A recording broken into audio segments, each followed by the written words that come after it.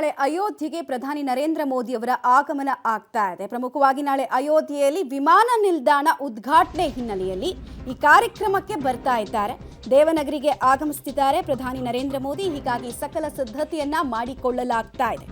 ನರೇಂದ್ರ ಮೋದಿ ಆಗಮನಕ್ಕೆ ಪೂರ್ವಭಾವಿಯಾಗಿ ಸಕಲ ಸಿದ್ಧತೆಗಳು ಸಾಗ್ತಾ ಇದೆ. ರಸ್ತೆಯ ಇಕ್ಕೆಲೆಗಳಲ್ಲಿ ತಳಿರು ತೋರಣ, ಹೂವಿನ ಅಲಂಕಾರದಿಂದ ರಾಮಾಯಣ ಕಾಲಕ್ಕೆ ನಮ್ಮನ್ನ ಕರೆದುಕೊಂಡು ಹೋಗೋದಕ್ಕೆ ಅಯೋಧ್ಯೆ ಸರ್ವ ರೀತಿಯಲ್ಲೂ ಸಿದ್ಧತೆಯನ್ನ ಮಾಡಿಕೊಳ್ತಾ ಇದೆ. ಹಾಗೆ ಇನ್ನೊಂದು ಕಡೆಗೆ ನಾಗರಿಕ ಸೌಲಭ್ಯಗಳನ್ನ ನವೀಕರಿಸೋಕೆ ಹಾಗೆ ವಿಶ್ವ ದರ್ಜೆಯ ಮೂಲ ಸೌಕರ್ಯಗಳನ್ನ ಕೂಡ ಕೊಡ್ತಾ ಇದ್ದೀವಿ ಅನ್ನೋ ಸಂದೇಶವನ್ನ ಕೊಡೋದಕ್ಕೆ ಈ ವಿಮಾನ ನಿಲ್ದಾಣದ ಉದ್ಘಾಟನೆ ಕೂಡ ಆಗ್ಲಿಕ್ಕಿದೆ. ಆ ಹೆಸರಿನಿಂದ ಹಿಡಿದು ಅಲ್ಲಿ ಕೊಡುವಂತಹ ಸೌಲಭ್ಯದಿಂದ ಹಿಡಿದು ಕನೆಕ್ಟಿವಿಟಿ ವಿಚಾರದಲ್ಲಿ ನಾವೇನೆಲ್ಲ ಕ್ರಮಗಳನ್ನು ಕೈಗೊಳ್ತಾ ಇದ್ದೀವಿ ಅಂತ ಇಡೀ ಜಗತ್ತಿಗೆ ತೋರಿಸೋದು ತುಂಬ ಇಂಪಾರ್ಟೆಂಟ್ ಆಗುತ್ತೆ. ಹೀಗಾಗಿ ನಾಳೆಯ ಕಾರ್ಯಕ್ರಮ ಕೂಡ ಸಾಕಷ್ಟು ಮಹತ್ವವನ್ನ ಪಡೆದುಕೊಳ್ತಾ ಇದೆ.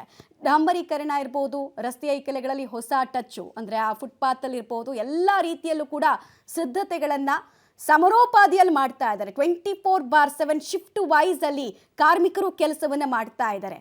ಅಯೋಧ್ಯೆಗೆ ಒಂದು ಹೊಸ ಟಚ್ ಕೊಡೋದಕ್ಕೆ, ಸಂಪೂರ್ಣ ಅಯೋಧ್ಯೆಯ ವಿಕಸನ ಈ ಮೂಲಕ ಆಗ್ತಾ ಇದೆ ಅನ್ನೋ ಸಂದೇಶವನ್ನ ಕೊಡೋದಕ್ಕೆ ಬೇಕಾಗಿರುವಂತಹ ತಯಾರಿಯನ್ನ ಜಿಲ್ಲಾಡಳಿತ, ರಾಜ್ಯ ಸರ್ಕಾರ, ಕೇಂದ್ರ ಸರ್ಕಾರ ಸಹಭಾಗಿತ್ವದಲ್ಲಿ ನೆರವೇರಿಸಲಾಗ್ತಾ ಇದೆ. ಸಾವಿರಾರು ಕೋಟಿಯನ್ನ ಕಂಪ್ಲೀಟ್ ಆಗಿ ನೀರಿನ ಹಣದ ಹೊಳೆಯನ್ನೇ ಅಲ್ಲಿ ಹರಿಸಲಾಗ್ತಾ ಇದೆ. ಮೂಲಭೂತ ಸೌಕರ್ಯಗಳನ್ನ ಉತ್ತಮ ದರ್ಜೆಗೆ ತೆಗೆದುಕೊಂಡು ಹೋಗಿ ಎಲ್ಲರಿಗೂ ಅದರ ಸೌಲಭ್ಯ ಸಿಗಬೇಕು ಅನ್ನೋದು ಕೇಂದ್ರ ಹಾಗೂ ರಾಜ್ಯ ಸರ್ಕಾರದ ಮಹತ್ವಾಕಾಂಕ್ಷೆ ಆಗ್ತಾ ಇದೆ.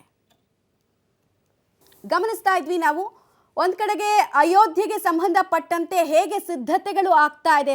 ರಸ್ತೆಗಳಲ್ಲೂ ಕೂಡ ಒಂದು ಹೊಸ ಟಚ್ ಕೊಡೋದಕ್ಕೆ ಅಂತ ಹೇಳಿ ಜಿಲ್ಲಾಡಳಿತ ಡಾಂಬರೀಕರಣದಿಂದ ಹಿಡಿದು ಫುಟ್ಪಾತ್ನಲ್ಲಿ ಪಾದಾಚಾರಿಗಳಿಗೆ ಅನುಕೂಲ ಆಗೋ ನಿಟ್ಟಿನಲ್ಲಿ ಹೊಸ ಟೈಲ್ಸ್ಗಳ ಅಳವಡಿಕೆ ಇರ್ಬೋದು, ಎಲ್ಲ ರೀತಿಯಲ್ಲೂ ಕೂಡ ಸಿದ್ಧತೆಗಳಾಗ್ತಾ ಇದೆ. ನಾಗರಿಕ ಸೌಲಭ್ಯಗಳು ಉತ್ತಮ ದರ್ಜೆಯಲ್ಲಿ ಸಿಗ್ತಾ ಇದೆ. ಅದನ್ನು ನಾವು ನವೀಕರಿಸ್ತಾ ಇರುವಂತಹ ರೀತಿ ಹೇಗೆ ಅನ್ನೋದರ ಮೆಸೇಜ್ ಕೊಡ್ತಾ ಇದ್ದಾರೆ.